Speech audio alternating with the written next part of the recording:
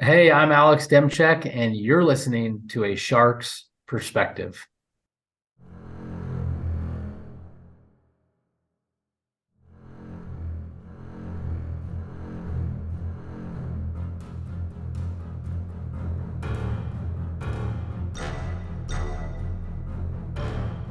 Welcome back and thank you for joining A Shark's Perspective. I'm Kenneth Kinney, but friends call me Shark. I am a keynote speaker, a strategist, a shark diver, host of this show, and your chief shark officer. What matters most in life and work, especially when trying to sell?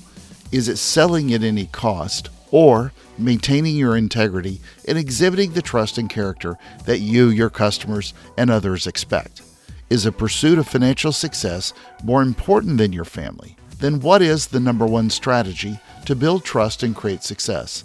Alex Demczak is a speaker, the CEO and co-founder of Streamline Books, a former SEC quarterback, and the Wall Street Journal bestselling co-author of The Sale, the number one strategy to build trust and create success. And on this episode, we will discuss quarterbacks in the SEC, throwing the yellow flag for a year, writing a fable with John Gordon, working in sales, integrity and building trust and character, what leadership requires in a title, writing books, Bengal or Sumatran tigers, tough products to sell, throwing the roles Dave Ramsey, Arnold Schwarzenegger, Dabo Sweeney, and a lot more. So let's tune into a Missouri Tiger with a tiger of a shark on this episode of A Shark's Perspective. Alex, welcome to A Shark's Perspective. If you would tell us a little bit about your background and your career to date. Shark, thanks for having me. It's an honor, and I've heard many good things about your show. So it's great to we just met in person, and it's great to be on your show. But yeah, my name's Alex Demczak, and I live in Columbia, Missouri, and that's where I played college football, the home of the Tigers. For any of your Mizzou fans that are listening out there, I don't know if you have any of those, but The zoo doesn't have any fans. You kidding? now that we're in the SEC, we're I will say we are recruiting very well right now. I think we just signed the number 3 kid in the nation. So, Shark, you better be watching out those Missouri Tigers this year. So it could be an exciting year. But I came from corporate America where I did sales for 5 years, and as I was in my sales job after I finished playing college football, I enjoyed my job. It was lucrative. It was a fun job. But on the side, as a side hustle, I started doing speaking engagements, and so for about long story short, for about 5 years on the side, I did a side hustle doing speaking engagements or training or workshops. And during that time, I started writing books. And December of 2021 is when I took the full-time leap. I quit my full-time sales job to do essentially my own sales, which is, full-time speaking as a keynote speaker and as an author. And so man, there were so many things that I learned in corporate from a sales perspective that now I'm using as a full-time entrepreneur. And so I'm really excited to talk about some of those things today because there's such a parallel. But man, I just think the whole message of selling what you believe in, finding something that you feel called to, and then just pursuing it. I'm just really passionate about that message because I think there are a lot of people who are in jobs who maybe are just going through the motions, or they think, okay, someday I'll do this. But life is short, and I just love talking with people about what does it look like to really pursue what you feel called to do. You played in the SEC. Let's go back to that. So you played for the Tigers. You were a quarterback. What was that experience like? Because I don't mean this a bad way, but you were not a starter, correct? Yeah, not a starter. Yeah, absolutely. I was part of the team. I had an incredible experience, and I'm still, I was at practice the other day, huge supporter of the program. And so just a quick story on what happened at Mizzou. So life was good my freshman and sophomore year. We were transitioning from the Big 12 to the SEC. I really had no complaints in life. And going into my junior season, I walk into one of the meeting rooms, and the coach, one of the assistant coaches, looks right at me and he says, "Alex, we have over scholarshiped at quarterback. We are bringing in someone to take your spot." And it was like my world, my mind is racing.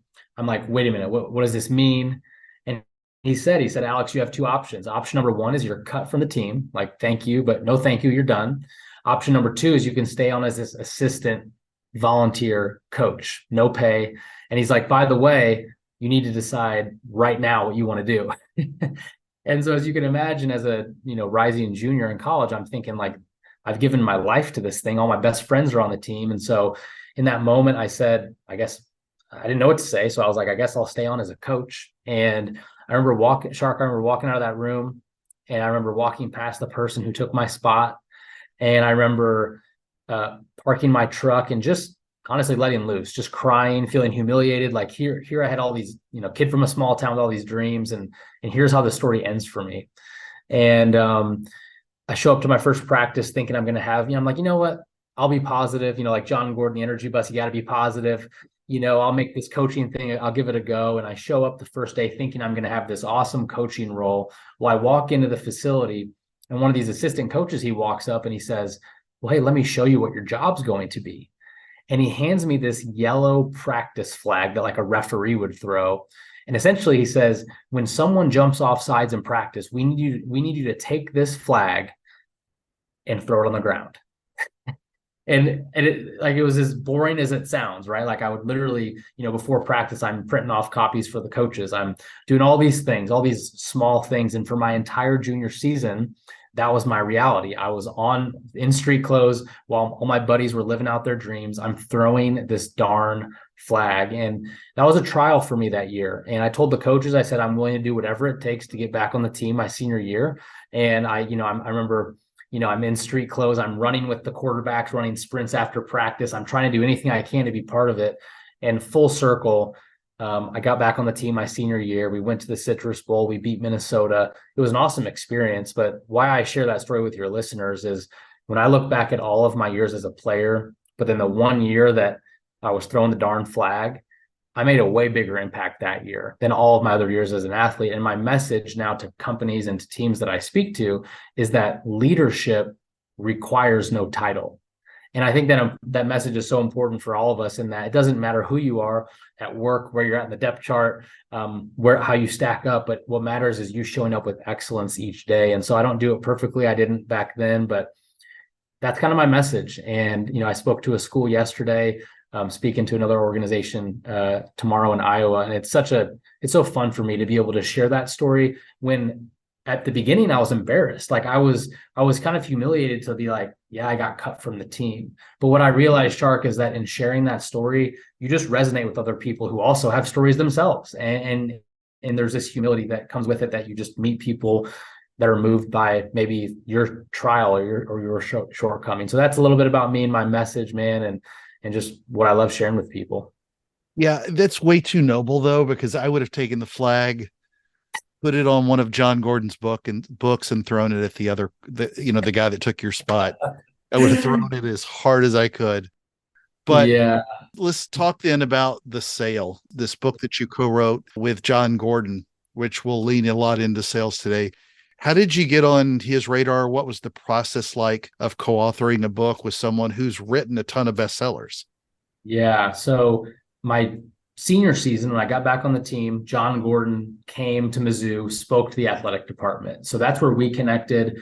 And I just straight up told him, I said, look, when I grow up, I want to do what you're doing.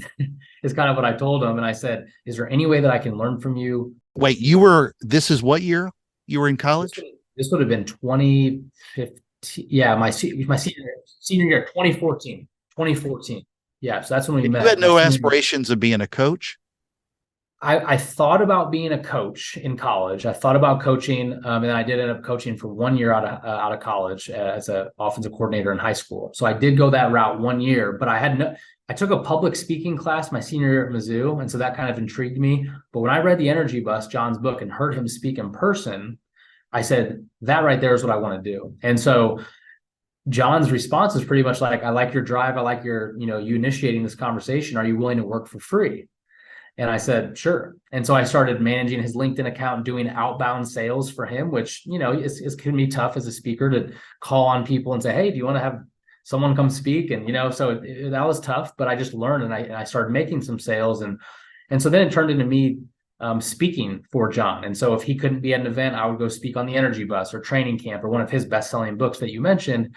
And I just loved it. I was like, this is for me the dream job. And so we were out in California in 2019 for one of his Power of Positive Leadership events. I highly recommend if any of your listeners have aspirations to get leadership training, go to one of those events. We're there. Roma Downey is at our table. She was the star off Touched by an Angel. Arnold Schwarzenegger walked through the lobby. I guess he worked out at this hotel. Daniel Jeremiah from NFL Network was there. All these really cool people that I met at this leadership training. And John asked me, hey, what's the next book that you're working on? And we started talking about The Sale. And what's really unique about, and I'm sure we'll get into this, but the message of The Sale, it's a fable, but it's all about integrity and building trust and building character. And so what's really unique that John and I still talk about to this day is that, for the last 7 years, I've essentially identified a mentor in my life, and he's mentored me. I've tried to be a sponge and just learn as much as I can. But then we wrote a book together on building trust and integrity, but we've kind of seen that in each other, right? Like, I didn't just come to him one day randomly and say, hey, I want to write a book with you. Or, hey, it's like, it was battle tested. Like, for the last 7 years, we've seen it in each other. I've seen how he's ran his business and led his teams with integrity. He's hopefully seen the same in me, that when we came together to write this book, it was like, this is so cool because it's both of our perspectives, both of our stories in this one story, which is The Sale. So the book, The Sale, the number one strategy to build trust and create success. I'm not going to try to oversimplify the story of the book here, and tell me where I'm wrong, but basically a salesperson who's got the normal struggles at home and life and everything else in a family business, Turbo Technologies, if I remember correctly, is in an ethical dilemma where he is trying to make a sale that will give him a huge commission, but at the cost of his own integrity and that of his company and what his grandpa had founded, and how he struggled with that. So did any of that come from, not that you ran into a $7 million commission, which was part of the story, but had you run through those kinds of situations where someone was trying to push you to not use your integrity to be fair to customers and the companies you represented? Yeah, that's a great Spark Notes version of the book that you just gave. So thank you for that. That was awesome. But yeah, the main character, his name is Matt. And in the book, we tried to make it so that everyone that reads the book can in some way relate to Matt. And so I think for me in my life, I want to know how much you related to Matt, though, too. Yeah, that's where I'm going with this, because I really did. And I feel like in some ways, Matt, there's definitely a lot of me in that, in the sense that when I was in sales, I recognized in myself that I would get a sales commission. And then I would say, okay, instead of being thankful for that commission, I'm thinking, how can I double it next month? How can I, right? And it was this constant thing where I never could be content. And a quote that I try to live by is comparison is the thief of joy. Comparison is the thief of joy. And so what I recognized in myself is that I had really unhealthy habits. I'm up until answering emails at crazy hours of the night. I don't have these healthy habits. I'm stressed. I'm kind of dealing with anxious stuff because I'm doing so many things at once. I'm trying to juggle all these balls. And what I had to realize is that I had to niche down to what I felt called to do. And so absolutely, there was parts of Matt's character that I definitely resonated with, in that, the chasing money or putting work before family, or I think there's, the whole climax of the book, like you mentioned, is, Matt, has the chance to make this $7 million commission, which, Shark, I don't know about you, but for me, that's a lot of money. Maybe for you, it's not more than my normal commission, but just a hair, but yeah, just a smidge. Yeah. But so for, that's life-changing money for most people. Right. And so he has this opportunity. And what's crazy is, in the way that his team will be lacking integrity, he's not even the one doing it. He just knows it would be happening and he's turning a blind eye. And I think for a lot of people in sales or just in life, that opportunity presents itself a lot. And I think, I think the main character meets this mentor named Randy in the book, who teaches him these laws and principles about integrity. And so, without giving away the ending to your listeners, either way, whatever ends up happening, you'll have to read the book to find out. It's the growth that comes through some of these principles, and the growth that comes through the mentorship that ultimately helps the main character make the decision on what to do. Because what happens is, in the moment, he starts rationalizing, like many of us do. It's like, if something we think a shortcut sounds good, it's like you start rationalizing on why you should do it, right? But it's not the best for you in the long term, but in the short term, you have short-sighted thinking, right? And so it's such a big part of the book is, what does it look like for the long term to sell with integrity, to to make a difference, to think, okay, how am I going to look back on this situation? And I think as we think like that, and as we do that in our lives, whether it's sales or in life, we're going to be content and we're going to be happy with the decisions we made when we have that thinking, right? Rather than, hey, how can I make this the quickest commission from this client or this prospect? Not even treating them like a person. We're just treating them like a transaction. They can feel that, right? They know it, they can sense it. And so I just think there's this integrity-based selling that is just, when you experience that, like when I think about people who have kind of sold me on a product or service that I need or want, it feels nice to invest in that when they do a good job. And so I think that's the part of the message too, is you're not just a sales rep, you're a people rep. You're someone who is helping people solve a problem, and you're helping give them a tailored solution to that problem. Obviously, you want to encourage everybody to read this book because, like you said, you don't want to give away the ending. There are car chases, there's explosions, aliens, a three-headed shark.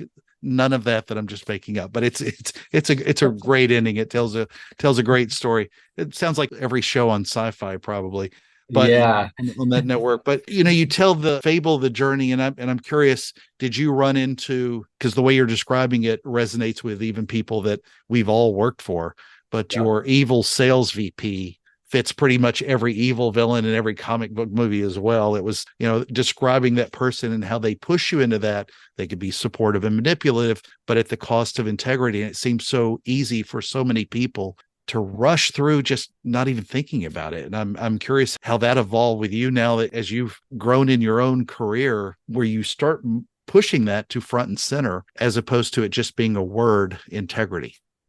Yeah, that's a good point. And, Warren Buffett, what he said about trust, he said that this quote that I really enjoy, he says, trust is like the air that we breathe. When it's present, you don't even notice it.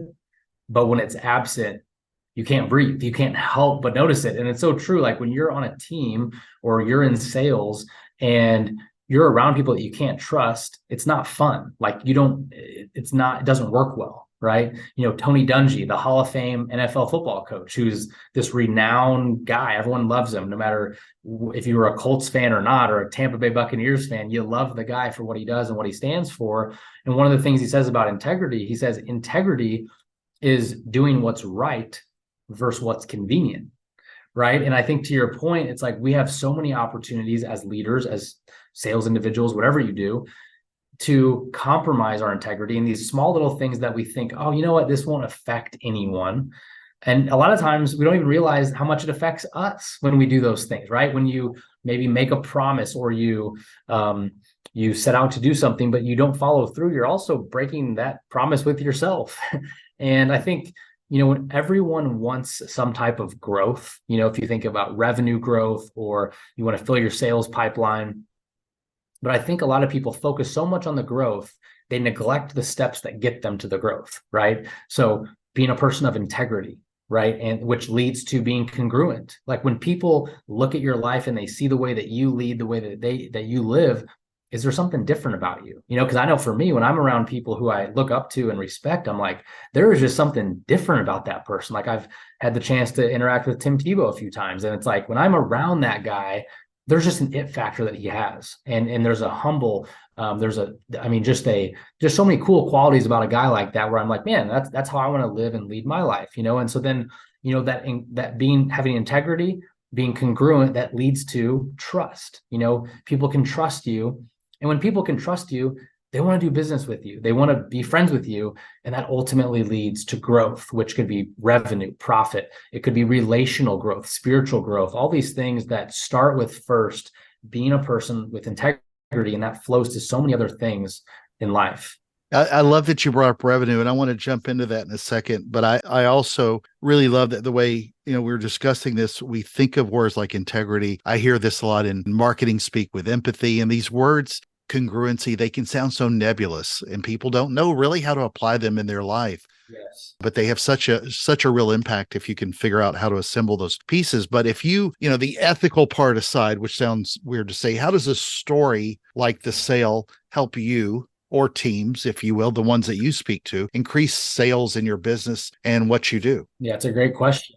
There's so many people I know who they're not thinking about ethics and integrity. They are only thinking about making the numbers for this month. If you Exactly. try to go back and explain to your sales manager, it was just hard for me to be, I couldn't show him enough trust. So I didn't feel like it was right to make that sale. That's such a hard thing for people to understand and even comprehend when it's more complex than that. But Yeah, no, that's such a good word. And I think you're so right, because it's almost like this, the way I think of what you just said is um a slow down to hurry up, right? In the sense that um how often as a salesperson do you take time to think about, what do I actually stand for? What am I selling a product that I actually believe in? Because if those things are not true, right, and you are not, or you are misinterpreting or misrepresenting what you're selling to someone, right, that will affect you. And not only will it affect you or the person you're selling it to, but you're not going to sell it as well. When like I think about it like this: when I became a full-time entrepreneur, and now what I sell is myself and my speaking and the impact it can have, and the books that I write. If I do not believe in what I'm doing, I will not have success, because I believe that, no one can probably sell me better than I can sell myself. Right. And that's just the mentality I have. So I think as a sales rep who's working for a company or your own business, doesn't matter. When you make the decision and full and well, I believe in not just the product, but the value it provides.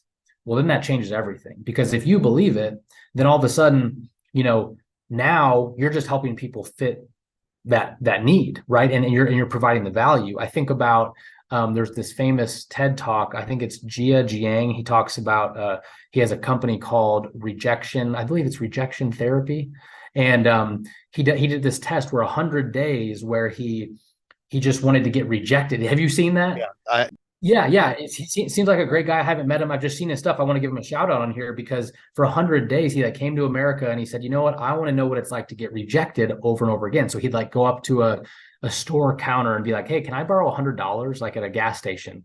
And they're like, no. And he's like, okay. And he walked away, but he kept learning these tactics about rejection. And he learned that you can truly remove the emotion of rejection, right? And so as you said that, I thought about when you know what you stand for and you know what you believe in, the value that you or your team are providing, it's really easy to sell. Selling becomes easier, but you're also going to be way more effective, right? Because you're now, when I think about like the high net worth people that I interact with, people who have built amazing businesses and companies, and I just try to learn as much as I can from those people, what I realize is they are very good at spotting value.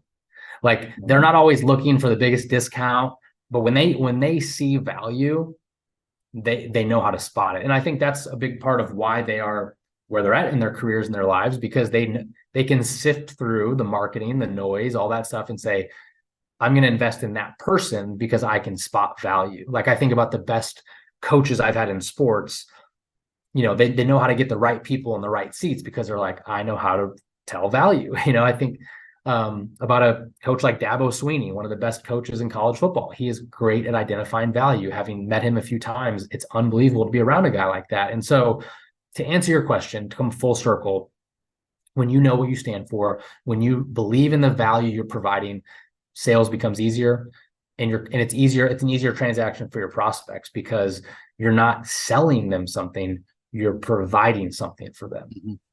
It's been a while. I remember when it was, but it was it's like JIAJIANG. Yeah. It's a really interesting 100 days.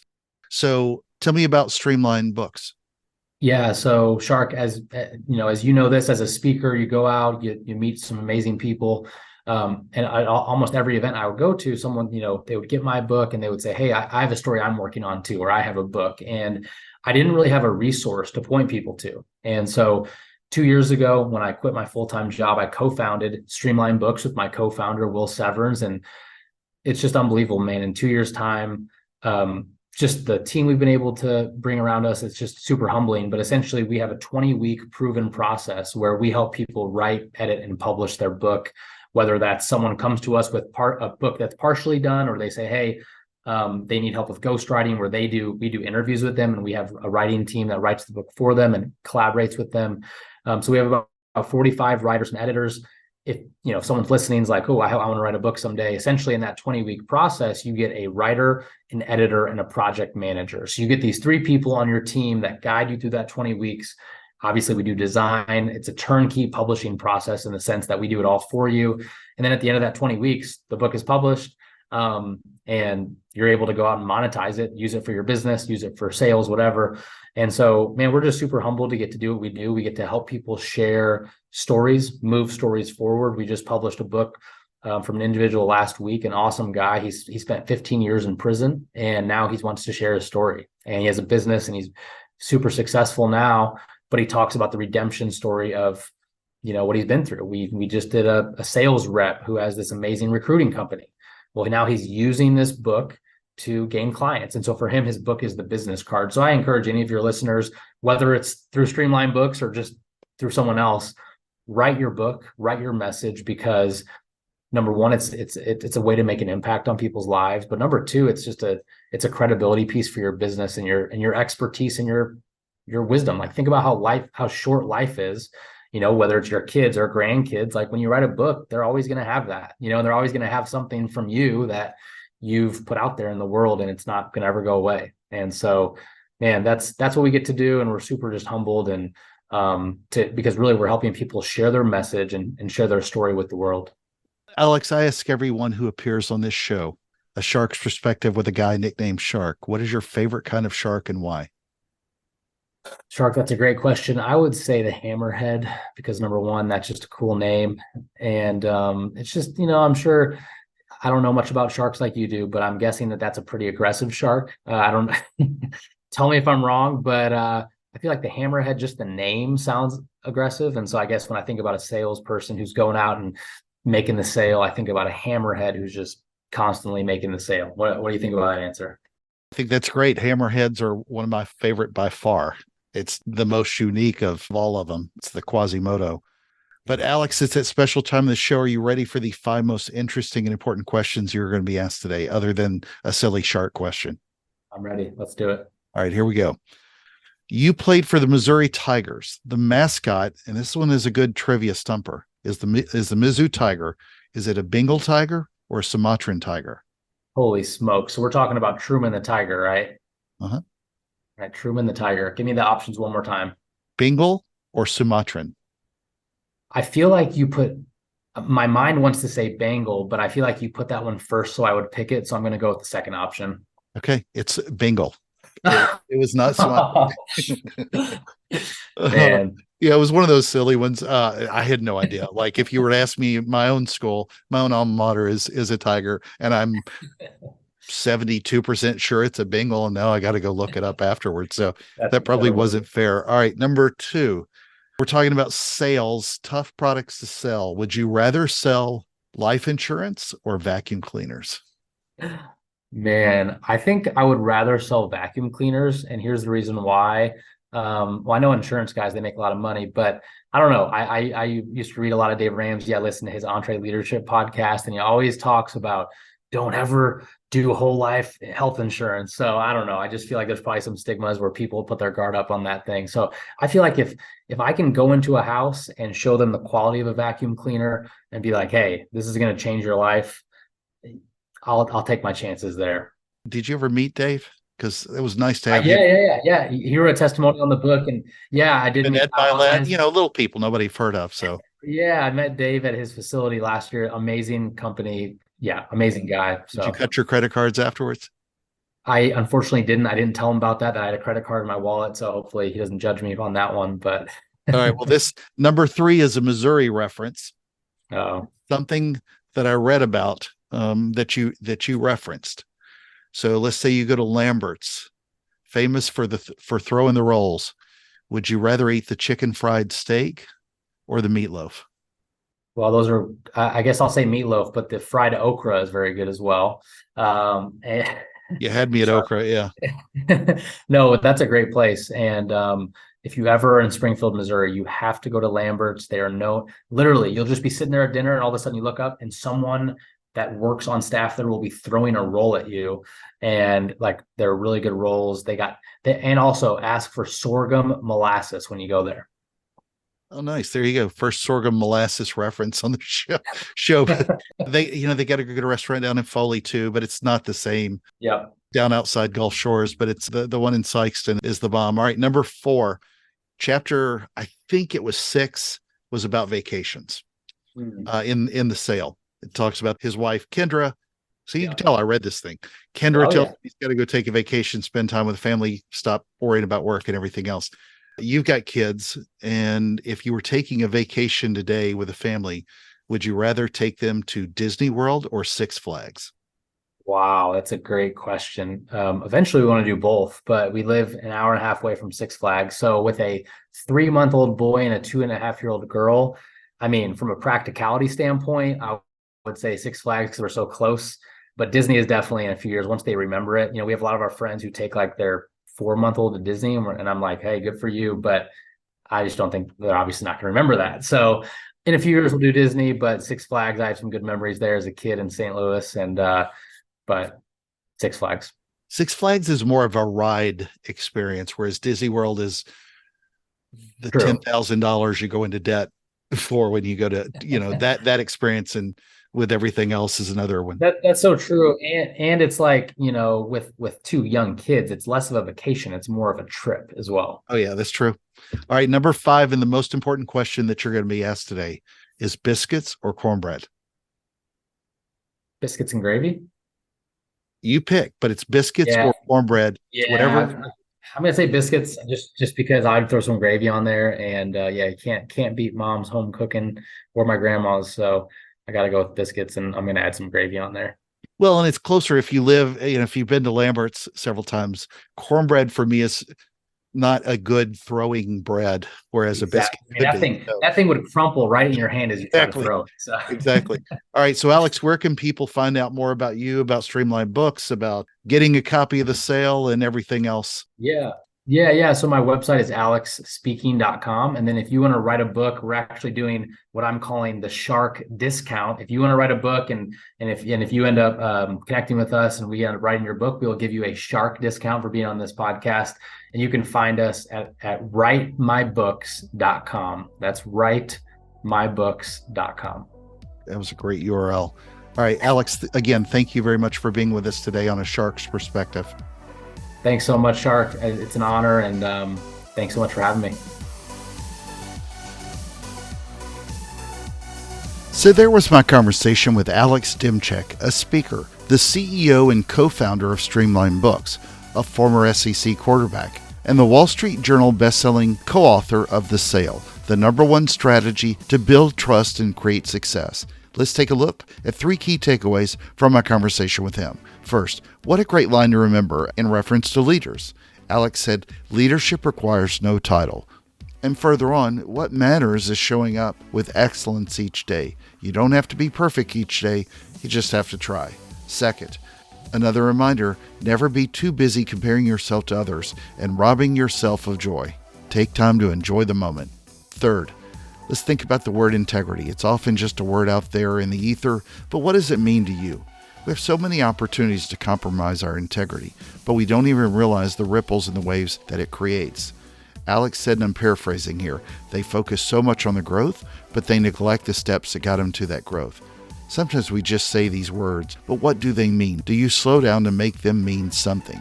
Got a question? Send me an email to kenneth@asharksperspective.com. Thank you again for the privilege of your time, and I am so thankful to everyone who listens. The #1 strategy to build trust and create success might just be this show. I'll tell myself that anyway. So please join us on the next episode of A Shark's Perspective.